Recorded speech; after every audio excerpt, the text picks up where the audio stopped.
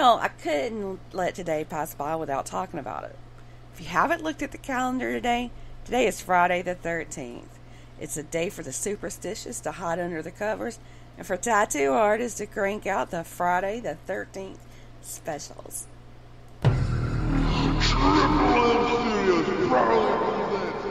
Mystery, murder, and magic, heroes, and olives.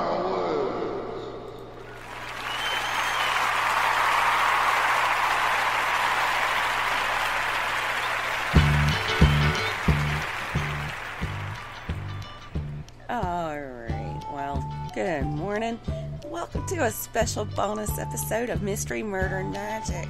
I'm your host, Andrea, and as earlier this week, Alex is still away on assignment. Well, not really, y'all. I just had always wanted to say that. That's the last time I'll say it, I promise. But anyway, so have you ever wondered about the origins of Friday the 13th? Have you ever questioned why some people fear the date? Well, let's talk about that.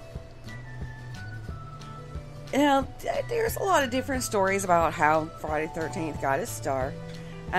One tradition or superstition about that date started way back in October of 1307. Yeah, that's like 714 years ago. Now, I should note here that the number 13 itself strikes fear in the hearts of the superstitious all over the world. And there's even a name for the phobia, which I am not going to even attempt to pronounce, because y'all know how bad I am with pronouncing some words. So, to some it may seem silly that one certain number would be unlucky, whereas the number 7 is considered lucky. And I'm guessing the luck associated with all the other numbers is just neutral, you know. Now, personally speaking, I've always been drawn to the number 13, but I'm not sure why.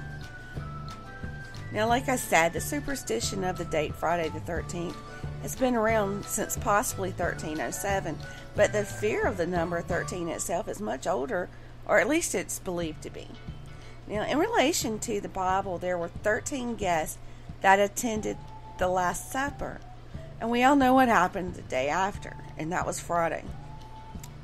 So, yeah, that does seem a bit unlucky, huh? So, the Christian belief that having 13 guests at the table is a bad omen. And another thing that comes to mind about the number 13 is that most all hotels are built without a floor named 13. And I mean, technically and physically, there's a 13th floor there, but they just don't call it the 13th floor. They just skip over that number altogether for fear of bad luck. Now, what about Friday the 13th, though? I mean, it inspired a horror movie franchise, so surely there must be something to it, right? Well, a novel called Friday the 13th that was written by Thomas William Lawson is about a New York City stockbroker who used the superstition of Friday the 13th being unlucky to create some mayhem on Wall Street and make a fortune on the market. Now, I haven't read that book, but it sounds like it might be something that would be a good turn to a movie. I mean, you know. But anyway, as far as bad things that have actually happened on Friday the 13th, and this is where the year 1307 comes into play, was back in October 13th, 1307, officers of King Philip IV of France arrested hundreds of Knights Templar. Okay, so who were the Knights Templar? And why did they get arrested? Well, I'm glad you asked, because I'm going to be glad to tell you, because this is quite a little story. Now, this is the condensed version, so if you already know this story, don't be sitting there thinking that I left this or that out. The Knights Templar were a Catholic military order founded way back in 1119 after the First Crusade, and their mission was to protect European travelers who were visiting sites in the Holy Land, while they were also carrying out military operations. Well, there's a bit of mystery that surrounds them even to this day, but it's known that they were wealthy and powerful. Now, I mentioned that the organization is wealthy, okay? But the members themselves were sworn to an oath of poverty, chastity, and obedience. They couldn't even drink or cuss, y'all.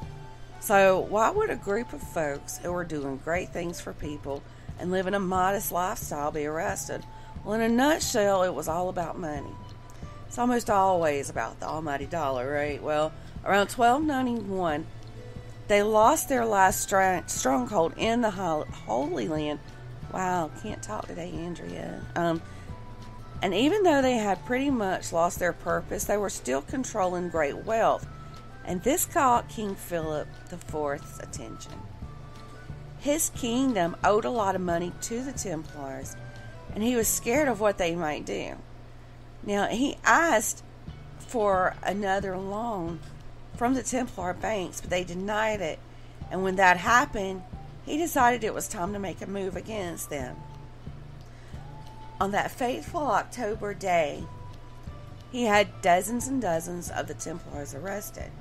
Many of those Templars were tortured until they confessed to crimes they hadn't even committed. Some of those crimes included heresy, homosexuality, devil worshiping, spitting on the cross, and a lot more. Well, despite the false confessions being the only evidence against them, the Pope Clement V issued an order that dissolved the order, and their Grand Master Jacques de Molay was executed in 1314. Now, Philip himself, he didn't believe that any of the charges against the knights were true, but greed led him to carry on, and it's believed that he and King Edward II of England made off with most of the money. So yeah, I guess the Knights Templar, or for the Knights Templar, Friday the 13th was a very unlucky day. Now, another possible origin, and to me it seems a little preposterous, but anyway, one story says that Friday the 13th was a day rumored to be associated with witchcraft. And this came about because of a story in Norse mythology about the goddess of love and fertility, and her name was Frigga. Well, back when those Norse and Germanic tribes who worshipped her converted to Christianity, Frigga was exiled to a mountaintop, and they called her a witch. Well, after that, it was thought that she would meet up every Friday with 11 other witches and the devil, which was a total of 13, and they'd plan bad things to happen the following week.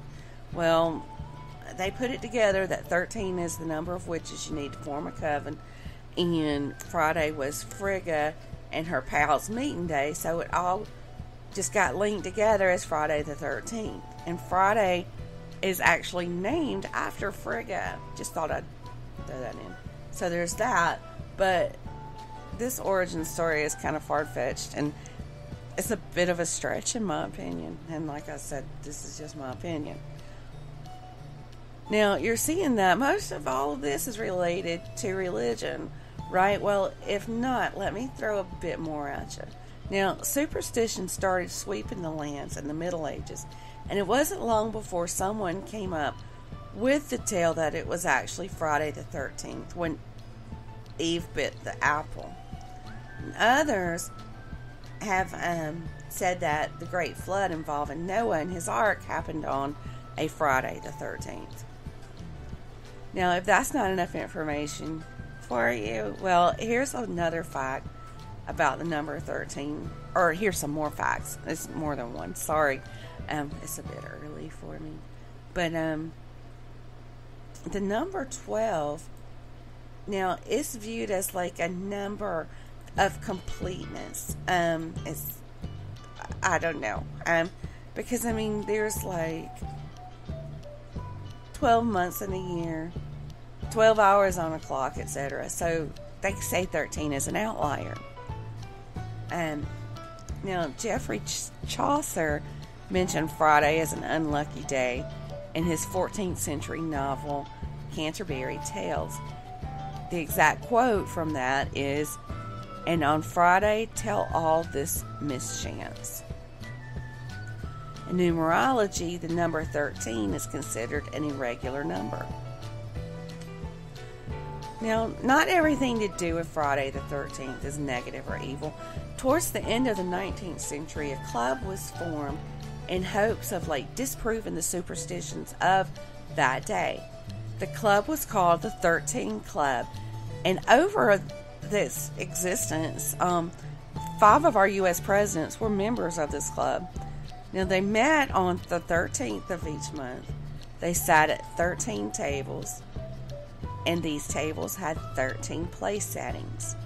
Now, they really liked to push the bad luck because they were known to spill salt before eating, break mirrors, and they really liked black cat decor. I mean, they say black cats are unlucky, and which is totally not true either. But anyway, well, now whether you follow the superstitions of Friday the 13th is just another day, or you have to admit, it's a pretty interesting story talking about the origins of it. Well, that's all I have for today. And don't forget to come back tomorrow morning for an all-new Weekend Weird Files. And on Monday, we'll be finishing up our 2-part mini-series about Aleister Crowley. Y'all have a good rest of your weekend. Or week. It's just starting the weekend, huh? And, be nice to each other.